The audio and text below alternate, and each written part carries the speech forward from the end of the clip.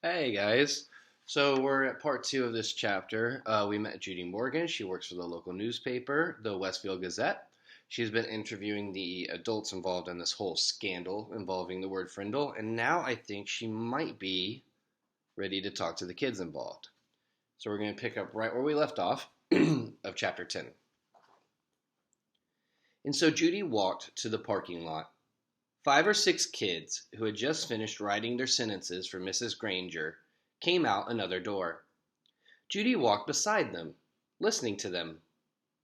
They were laughing and joking, and then she asked them, "Why do you kids keep saying frindle? Don't you hate staying after school?" A boy, who was almost falling over from the weight of his backpack, looked up at her and smiled. "It's not so bad. There's always a bunch of other friends there. I've written that sentence 600 times now." And then the kids said Mrs. Granger didn't even look at their punishment papers anymore. They were sure because they were supposed to write the sentence, "I am writing this punishment with a pen." Everyone was writing the word frindle every fourth or fifth sentence. And Mrs. Granger hadn't said anything. One girl bragged that she had written the word frindle 45 times on her sheet today. She grinned and said, "That's a new record." "And this boy named Nick?" Judy asked. "Has he had this day after school too?" The kids giggled, and a tall boy with reddish brown hair and glasses said, "Yeah, Mrs. Granger has kept Nick after school so much that everyone thinks she wants to adopt him." The reporter smiled and said, "Do you think I could find Nick and talk to him this afternoon?" The boy looked at Judy for a second and then said, "I don't think Nick would want to talk to you right now. He might say something stupid and get himself in trouble." And then he grinned at his friends. The kids laughed and poked and punched each other and headed off down the block. Judy drove back to her office and started writing. So we're hit pause for a second.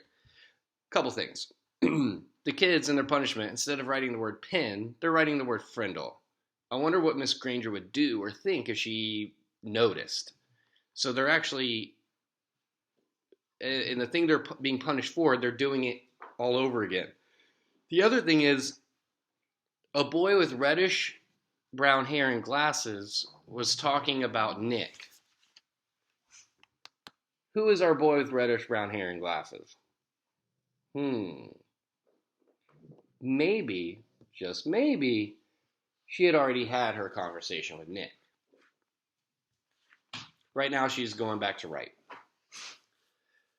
The next morning, a brown envelope arrived at the Gazette offices addressed to Judy Morgan, and below her name was written Frindle Story. When Judy opened it, there was a class picture. The 5th grade at Lincoln Elementary School. Mrs. Granger and the 6 other teachers were standing at the ends of the rows, and the kids were dressed neatly, hair all combed. But there was something odd about the picture. The reporter looked closely and saw that each kid was holding up a pen, and each little mouth was puckered in the same way. She was puzzled for a second, and then she said softly, "Of course. They're all saying frindle." Written on the back of the picture in neat cursive was, "Third row, 5th from left."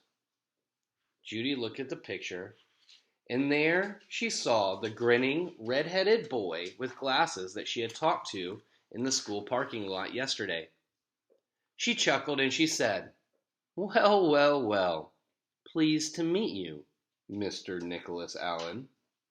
So Nick kind of tricked the reporter. I gotta give it to Nick. He is very, very clever, witty, and he is smart on his feet. He can think like that. I don't know how Judy feels about him kind of tricking her, but it seems like she's not too upset. I think she's kind of surprised at how clever and smart Nick is. Definitely am excited to see how she's going to play a part in this story moving forward. And that's my alarm to join a Zoom meeting. See you guys tomorrow.